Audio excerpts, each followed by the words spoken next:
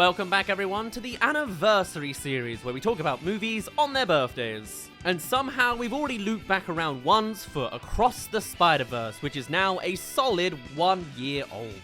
Which of course seems to be a good opportunity to revisit it. Of course, it was the big animated movie of the summer last year, sorry Elemental, becoming Sony Animation's most successful release to date. Clearly, so far they're still reaching their peak. Completing their arc from being the absolute industry garbage hose behind Emoji Movie and 400 Hotel Transylvania sequels to genuine Oscar-worthy players of the game. It was a great movie, even more groundbreaking animation, and it made a lot of money. It has praises across the board, except for the overworked animators, which does leave an odd taste in the mouth about the behind-the-scenes side of things. No wonder the animation was so good. Some poor artists had been working consecutively 7-day weeks to make it. And a year on, of course, the recency bias of, wow, this movie is so great, is of course starting to fade.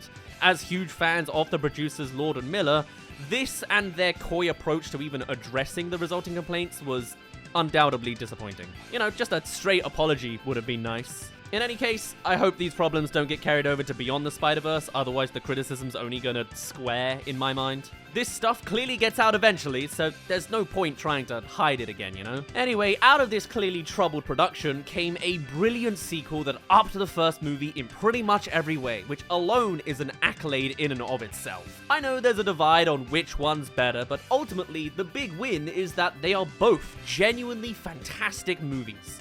Furthermore, the second one wouldn't have had all of that box office success without the original Into the Spider-Verse. Despite its god-tier status, the first movie didn't quite blow up financially. Definitely not a flop, otherwise we wouldn't have gotten the sequel, but it made just shy of $400 million, which really was kind of standard for an original movie from Sony Animation. Maybe shy of what you'd want from the Spider-Man brand, but this was a completely new direction for the superhero genre. Outside of the Lego Batman movie, also produced by Lord and Miller, I believe, at this time, you didn't do major theatrically released superhero animation stuff, you know? They had tried to do so before in the 90s with Batman Mask of the Phantasm, and despite being in the mania of Tim Burton's Batman movies, it didn't perform well by any stretch. And it was the same with that Teen Titans Go movie. Man, this Batman adjacent stuff just hasn't worked in cinemas, has it? Generally, you had just passable stuff on DVDs that Marvel and DC generally just made for fans, rather than for mass appeal. So Sony going all in on a cinematic Spider-Man that's animated was quite a surprise, let alone that it would be tackling the Spider-Verse storyline. Scratch that, they'd be introducing the Miles Morales character through something as chaotic as the Spider-Verse storyline.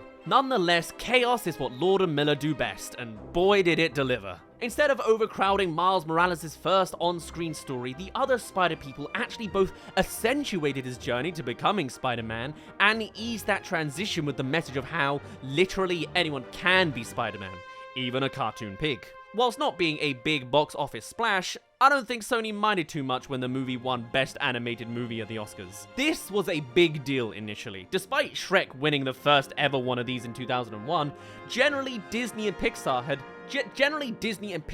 kept hold of that trophy as the years had gone on. Sony winning it 2 years on from Emoji Movie was on nobody's bingo card. And I can't understate, this completely changed the studio's reputation and, as we would go on to see, its output going forwards, let alone other studios imitating the movie's animation style. Puss in Boots 2, of course, had its own take, TMNT had their piece of the action last year, and Disney went completely for the wrong take with Wish. Sony, for once, was leading the charge, and they would soon commission 2 sequels. We had to wait 5 years for it, and God knows when we'll get Beyond the Spider-Verse, but we got the second movie eventually come 2023, and it came packing with a double down on the idea that every universe has its own art style, following up the Spider-Man 2099 introduction in a way that definitely satisfied introducing a whole collection of welcome additions to the Spider-Verse, with over 100 Spider-Man variants doing the pointing meme.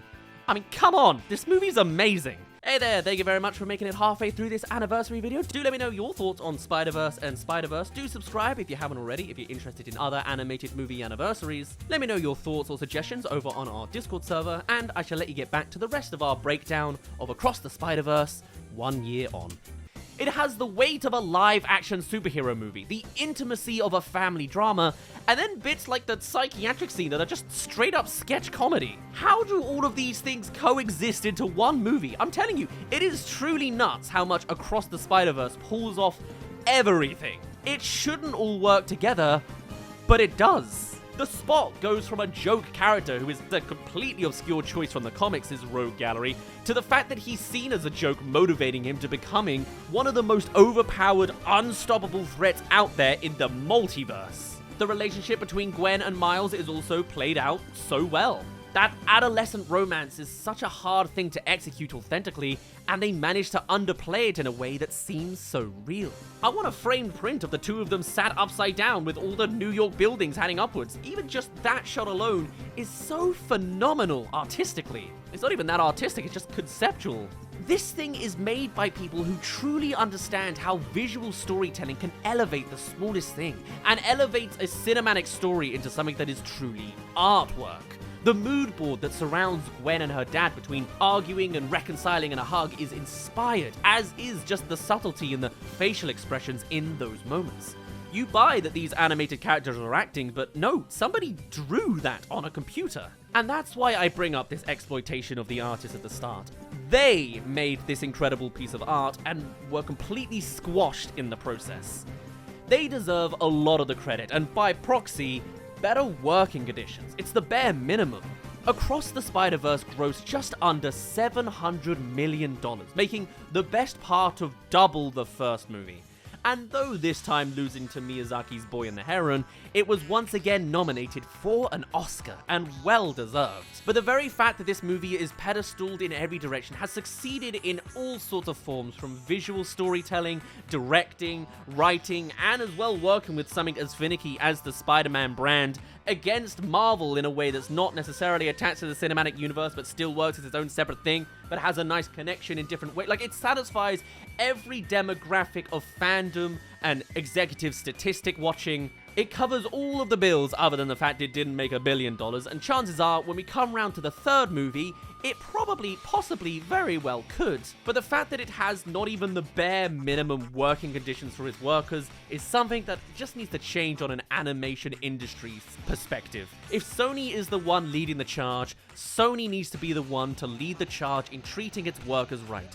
Clearly, it has the profits to pay everybody well enough. And that just little footnote caveat of how the workers were treated is a massively deep pit of criticism that really weighs down this movie. Because everything is so fantastic, but knowing that it was done breaking the backs of the workers that created it tarnishes a lot of the reputation of this movie, and will only get more seeded into the commentary around this movie as more time passes. Sitting there during the climax with Miles versus Miles and Gwen's assembly of first and second movie cast to make her own Spider-Avengers, I've not felt that level of anticipation in a cinema audience for a follow-up since Avengers Infinity War. It was like we were all half waiting for the third movie to just start playing there and then.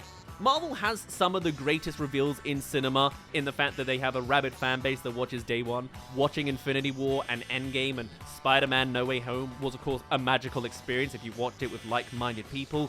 But this is the next best thing, and it's done by Sony in animation, you know? It is a massive pedestal that arguably put it above the greats like classic Disney or Golden Age Pixar. So, in other words, Sony, hurry up, but please, treat your artists right in the process. It's the bare minimum you have to do, and you've clearly superseded in every other category. Currently, I'm thinking this movie is one that we'll have by 2026, but who's to say? I kinda want it to be 2027, so that the artist can actually be treated fairly along the way. There is a gross caveat to this movie that's only growing more and more if Sony continues to not address this issue, turning some of my favorite producers in the industry to potentially ones that I just can't support in the future. But what do you think of the legacy of this movie? Is it a masterpiece, decent, but not as good as the first, or have the behind-the-scenes issues kind of skewed things for you? Do let us know your thoughts over on our Discord server. As for now, I shall end things off there. My name's been Daz, thank you very much for reaching the end of this video, and I shall see you in a little bit.